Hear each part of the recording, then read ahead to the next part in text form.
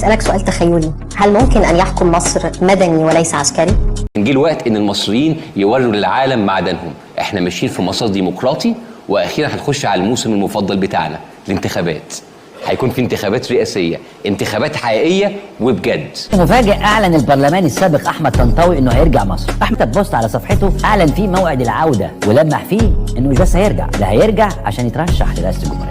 الفريق سامي عنان للانتخابات الرئاسيه المقبله. البعض المحللين بيعتبروها 3 جرائم قانونيه. ولماذا الفريق سامي عنان تحديدا؟ مش فاهمه الفريق سامي عنان بيعمل ايه؟ البيان اللي عمله فريق سامي عنان: انني قد عقدت العزم على تقديم اوراق ترشحي لمنصب رئيس الجمهورية. بتعمل ايه حضرتك؟ يعني تشرح لنا كده بتعمل ايه؟ ناوي فعلا ترشح نفسك للرئاسه؟ الانتخابات ليه؟ ونس. بدل ما الراجل يخش الانتخابات لوحده يبقوا حواليه حس كده. احمد طنطاوي، من انت؟ عندك ارضيه قد ايه في الشارع؟ عندك اعضاء قد ايه؟ تقدر تجيب اصوات قد ايه؟ انا اعتقد ان العقبه الرئيسيه المباشره الكبرى في طريق مستقبل الدوله المصريه بشكل واضح كده وبدون اي لف ودوران هي السيد رئيس الجمهوريه. مش بتاعه، مش هو اللي كاتب البيان، خلوا بالكم.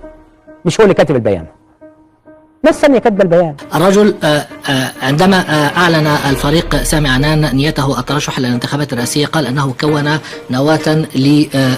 نواة مدنية للرئاسة. يعني ناوي بجد سيريس، يعني بجدية بعد كل اللي فات، ولا ايه النظام يعني؟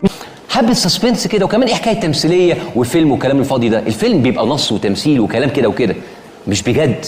الانتخابات مش فيلم، الانتخابات صراع، منافسه، عامله زي ما تكون معركه. خايف حتى لو كانت البلد تخرب عشان الكرسي يقعد هو ونخرب فيها ونخليها كهن. اما انا بدور على الصالح بتاعي او مصلحتي انا او الكرسي اللي انا رايح له، ومش مهم اي حاجه بما فيها القوات المسلحه. بعد سنوات عصيبه مرت بها بلادنا وتردي اوضاع الشعب المعيشيه التي تزداد سوءا يوما بعد يوم. لا انا ما اسمحلكش.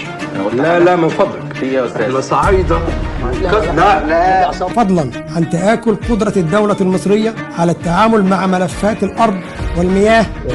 والله وما حدث كل ذلك إلا نتيجة سياسات خاطئة حملت قواتنا المسلحة وحدها مسؤولية المواجهة دون سياسات رشيدة.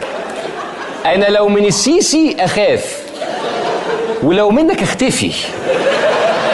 روح كده الدلع عند خالك في البلد اليومين دول، الله يهديك يا ابني راجل.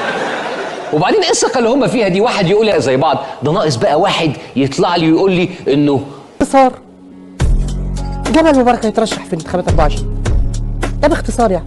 وربما تفاجئ حضرتك ويفاجئ اخرين بطرح اسماء وربما يبقى كمان في احد الاسماء المفاجاه اللي يعني مشهود له بالكفاءه والوطنيه. يعني على الاقل ساعه اعلان النتيجه يبقى قاعد مستني يسمع اسمه يتفاجئ كده، وايه بقى ده على الرؤساء بقى يا جماعه وبتاع، يعني خلوا الناس تفرح. الرئيس هيقرر اعاده ترشيح نفسه ام لا. أنت توقعت في بيان سابق هل يفعلها الرئيس؟ نعم.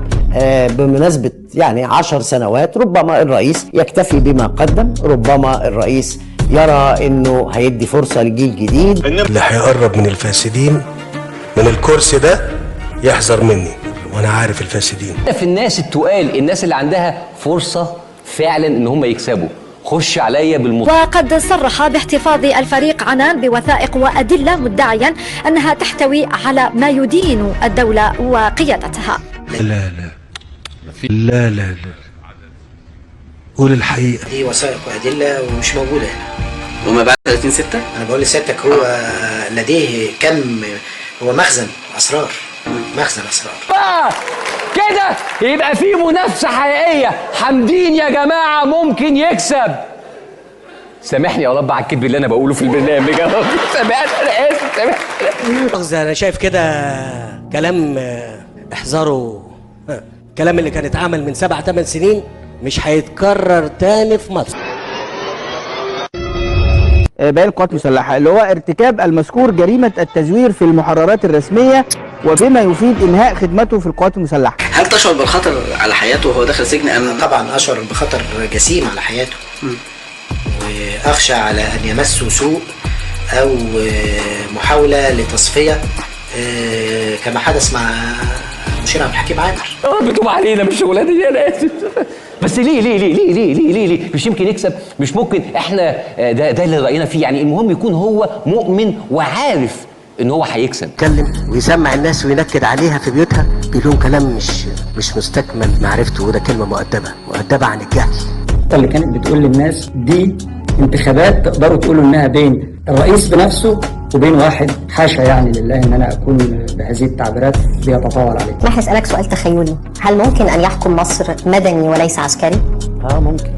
لا. احنا داخلين في انتخابات عام 2024. هناك من يزج بفلان وعلان من الداخل. تعال ننزلك الانتخابات الرئاسيه، فلازم اعمل شغل قبل، لازم اعمل شغل ترتيب، طبعا لازم اعمل شغل. زي ما بيقولوا اللي بيزمر ما بيخبيش دقنه يعني. لا، مصر دولة كبيرة، مشكلتها الوحيدة ان اللي بيحكموها هم اللي مش عارفين انها كبيرة. وطاعة صوتكم إلا لمن تروه يستحق أن يتولى أمركم واختاروا.